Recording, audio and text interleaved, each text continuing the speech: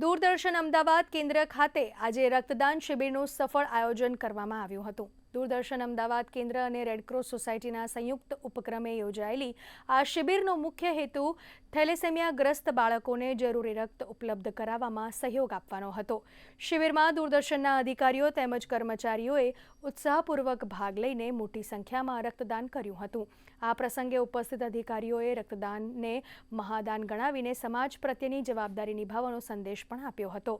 તેમણે જણાવ્યું કે થેલેસેમિયાગ્રસ્ત બાળકોને નિયમિત રક્તની જરૂર પડતી હોવાથી આવા રક્તદાન કેમ્પો અત્યંત ઉપયોગી સાબિત થાય છે। રક્તદાતાઓએ પણ આવા સેવા કાર્યમાં જોડાઈને આનંદ અને સંતોષની લાગણી વ્યક્ત કરી હતી। આયોજકોના જણાવ્યા મુજબ શિબિર દરમિયાન એકત્રિત થયેલું રક્ત જરૂરિયાતમંદ દર્દીઓ ખાસ કરીને થેલેસેમિયાગ્રસ્ત બાળકોના जीवन માટે આશીર્વાદરૂપ બનશે।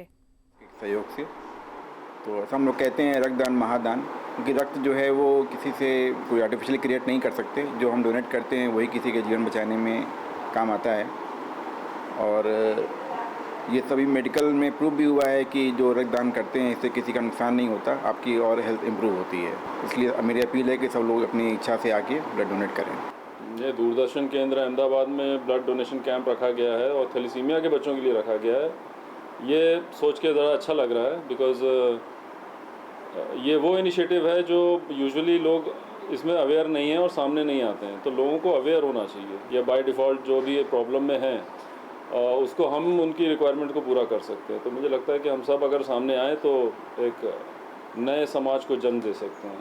વર્લ્ડ બ્લડ ડોનર ડે નિમિત્તેનો આજે રક્તદાન શિબિર ચાલી રહ્યું છે, તો આની અંદર આજે દૂરદર્શનના તમામ સ્ટાફ મેમ્બર રક્તદાન કરી રહ્યા છીએ અને અમારા થેલેસેમિયાના બાળકોને જીવનદાન આપી રહ્યા છે।